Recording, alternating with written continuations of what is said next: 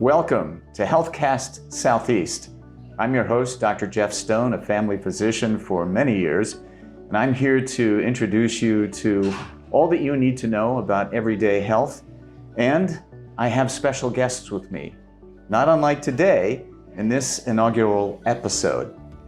Today, we have a special guest who will talk about something that's, strikes every family in America and worldwide. According to the World Health Organization, the number one cause of death here in the United States is ischemic heart disease. Number 3 is stroke, basically the same disease when our vascular tree doesn't keep our vital organs alive. It's a lot. And indeed, it's a worldwide pandemic if you want to look at it that way.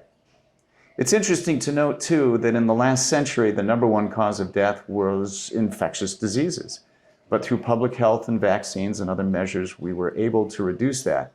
But now, by far and away, the number one cause of death is heart disease. So it stands to reason that our special guest would be an expert in that. Today, I'd like to introduce to you Dr. Chong Yun, a cardiologist with Southeast Health, and an expert in the things that might help us get by this terrible disease. So with that, let me introduce Dr. Chong Yun. Dr. Chung Yoon, thank you for joining us today. Thank you, Dr. Stone. Thanks for having me. Hi, my name is Chung Yoon. I'm a non-invasive cardiologist with North Atlanta Primary Care, SEMG. I've been in practice for 8 years. I graduated in 2016. And I have just interest in all aspects of heart disease. I'm a general cardiologist, so I'm not focused on one particular thing, but probably most of my interest lies in detection, prevention, treatment of atherosclerotic cardiovascular disease. So what most people are talking about when they talk about heart disease or cardiovascular disease. So Dr. Yoon, with so much disease out there surrounding cardiovascular disease, how do we find it and what are the things that we can do about it? Can you tell me something about, again, screening for it, that sort of thing? Sure. So, first, let me start with the state of things today, which is that there's no standardized screening for heart disease or atherosclerotic cardiovascular disease, which is a little bit strange given that it's statistically the most likely cause of people dying in this country and in most of the developed world. That being said, there are, there's still tons of screening that is routinely done, but it's just not through any medical guideline that we're doing this. That's got to be a little bit frustrating for the patients that go to their doctor, and one might say one thing and one might say another. Do you have a thought on that? How do you shake that out? So, we discussed that there's no standardized screening, yet there are tests that we know can be quite useful in early detection and in assessing one's risk for developing atherosclerosis over time. There are definitely lots of tools we have at our disposal, and this has gotten better over time, definitely even compared to 10, 15 years ago when I was in residency. Things have changed and we have more tools, more treatment. The treatments are, generally over time gotten safer, more benign, and more effective. It is not standard of care to screen for atherosclerosis, as is the case with breast cancer, colon cancer, prostate cancer. These are things that you reach a certain age, and in the absence of risk factors, family history, we start screening. Right. So in those breast cancer patients, there's a demographic, there's a targeted audience too. And I think when most people think about heart disease, they think about that's just an old people disease. Yeah. Is that true? So usually when it manifests clinically, it is in people who are in their middle ages and beyond. That's true. But the starting of that process. Welcome to Southeast Medical Group, Georgia's most awarded primary care provider. We're here for everyone, offering comprehensive care for all ages. Our services include annual checkups, chronic disease management, vaccinations and immunizations, women's and men's health services, pediatric care, geriatric care, and mental health support. With state-of-the-art facilities and a compassionate team of experts, we provide personalized care for you and your loved ones. Experience award-winning care today. Schedule your appointment now and see why we're Georgia's top choice for primary care. Southeast Medical Group, your health, our priority.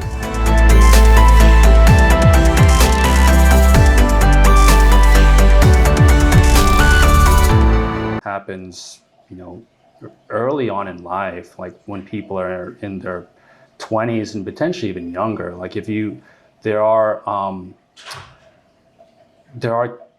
there's data from like autopsies on people who die from trauma and stuff like that shows that people who are young, like 18, in their 20s, they're already developing atherosclerosis, like histologically. So this is something that starts early on, but usually manifests when you're in your middle ages and beyond. So if you're really going to try to focus on prevention, you should start younger than probably where we're starting screening on average. So I'm also hearing that you want to target it to those people that do have extra risk factors, either by demographics, their race, their gender, not just their age, but maybe family history. Yeah, family history is important.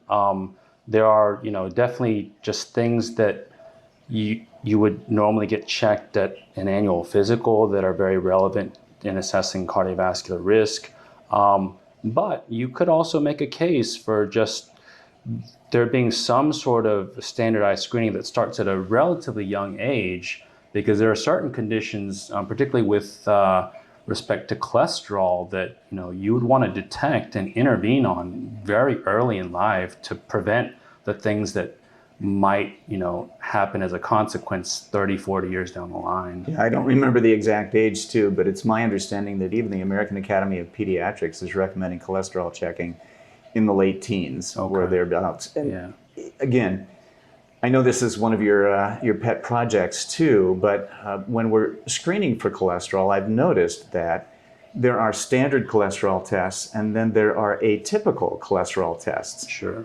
You might want to expound on that too, because I know there's a lot coming out now about that. Sure. So, the standard fasting lipid panel has a couple of different components. There's the total cholesterol, there's LDL-C, there's HDL-C, and there's triglycerides. A lot of numbers there, a lot of letters. And when you say lipid, you mean cholesterol too, right? Correct, correct. Okay. So it can be, kind of a lot to digest, and people don't know what really you should be focused on. I think sort of a simplification of it would be, your main focus as it relates to cardiovascular risk should be on the LDL-C in the standard fasting lipid panel. There are, so with LDL-C, it's the only parameter in the cholesterol panel that has a proven causal relationship with atherosclerosis. The same, really can't be said for HDL or triglycerides. While we know them to be risk factors, it's never been demonstrated that an intervention to affect those numbers, produces clinical outcomes that, it protects you against having cardiovascular events. That is the case for LDL-C. So that should generally be the main focus. Other blood tests that people, might consider getting done, and this sort of relates back to like the early screening. So there is something called apolipoprotein B, which is basically another way to measure LDL. So in the fasting lipid panel, the LDL-C, number one, it's not a directly measured value. It's calculated based off non-HDL cholesterol, triglyceride levels. But what you would really want to know is what is your LDL particle concentration? Like how many LDL particles do you have in a given volume of blood? I'm picturing a whole bunch of people at home watching this or listening to this and getting out their pen and paper. I may call you back on this for these different letters too. But while you're on that too, you might want to comment on, if it's not part of the standard cholesterol panel that we do, do payers, insurance companies, pay for some of these tests?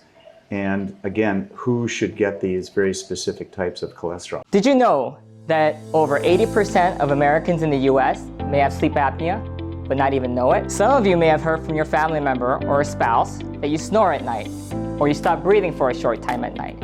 These could be signs of sleep apnea. And sleep apnea, left untreated, can lead to more chronic conditions, such as high blood pressure, diabetes, and other more severe diseases. So, what can you do? You can talk to your provider about getting a home sleep test. This test is done in the comfort of your own home and bed. All you need to do is sleep with a small device on your forehead, and your provider can review your results in about 48 hours. Come see us at Southeast Medical Group, where each of our clinics is equipped to order a home sleep test for you. Sure. So the ApoB level, it's basically, it gives you what you really want to know, which is what is your concentration of atherogenic lipid particles. So LDLs, VLDLs, IDLs, these are all things that cause atherosclerosis. And you can capture that all in one blood test in the ApoB level. Apolipoprotein B is a lipoprotein. So it's a protein that sort of encases the cholesterol particles, and there's one copy for each LDL, IDL, VLDL. So if you measure the ApoB level, you essentially measure the concentration of all those atherogenic cholesterol particles in the blood. And you can capture that with a simple blood test? Correct. This is generally covered by insurance. If not, it's not an expensive test. This is like a $40, $50 lab test at Quest or LabCorp. Yeah. You don't even have to be fasting for it, which is nice.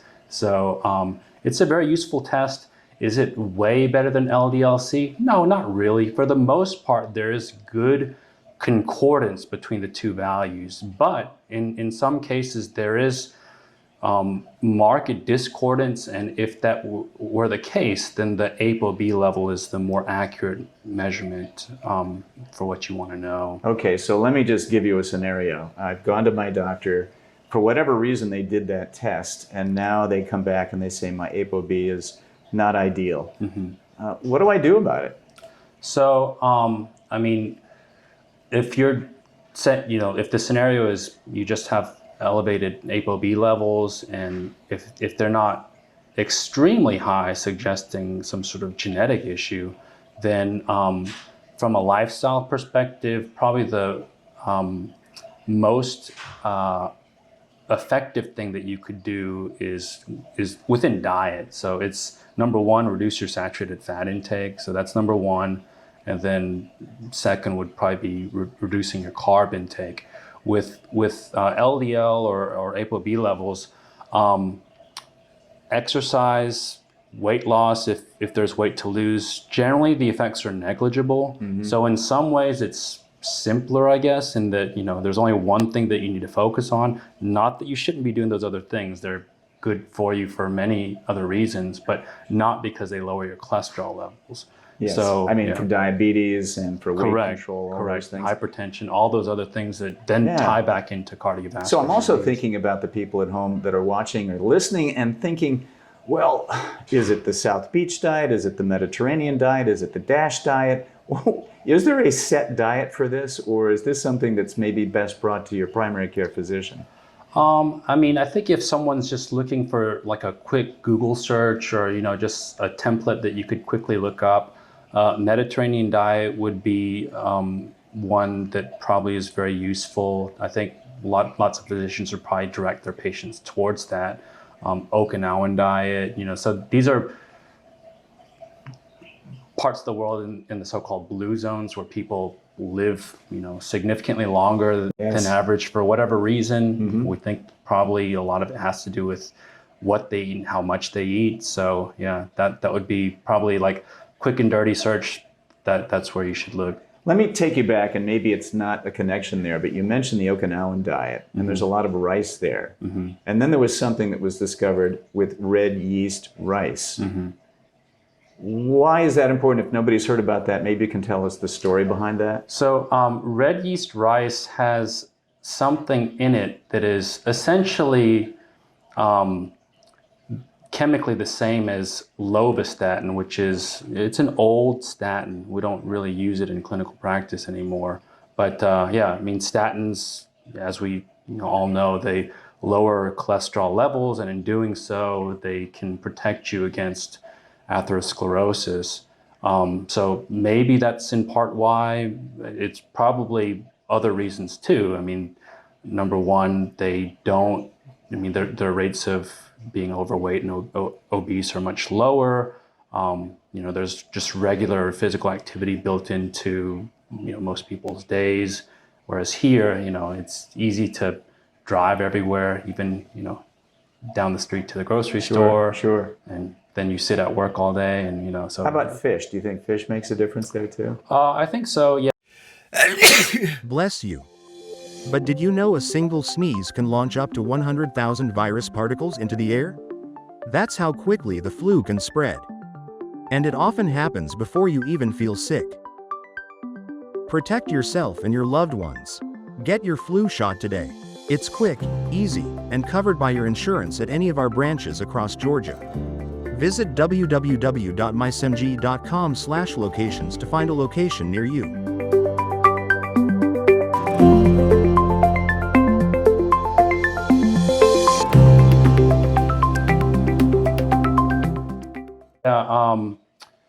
There's something called the Omega3 Index, which it's a good approximation for like how much seafood or fish you get. So that's like the prime source of omega-3 fatty acids. And if you look at epidemiologic data, there is a correlation between low omega-3 index, so not having good levels, and life expectancy. And so there's definitely something there that probably is protective. Yeah. Well, let's say we get some of these screening tests down and it looks like there may be something going on, at least by family history, by metrics that you have in your blood work. And diet is there to be sure, but I want to do something more. Not unlike my uncle, who may have passed away early from sudden cardiac death at the age of 36. What medications, if any, would be something that would be interventional at this point, or would you still take it to some other level in some other way? So going back to like the screening, within blood work, there's also something called LP(a), which is it has to do with your cholesterol. And this is not something that's really it's not detectable on the fasting lipid panel. So you generally have no real sense of whether you have this or not from the standard lipid panel that most people get. This is not uncommon. About 15-20% of the general population has this. So this is not in a needle in a haystack search. It's you stand like a decent chance of having it. So when you have LP(a), your LDL particles, they have this apolipoprotein A that's attached to them that's not present on your garden variety LDL, and it confers a very high atherosclerosis risk. And this is also just a simple blood test. You do not have to be fasting. Sort of the same things with ApoB, generally covered by insurance. If not, this is $40, $50. Getting back to this, the LP(a) is something that you can get in a blood test. And it's also something that might be treatable at some level. And I'm going to sort of jump the gun on this because I think you're headed toward the aspirin type therapies that might be out there, or is that a separate issue?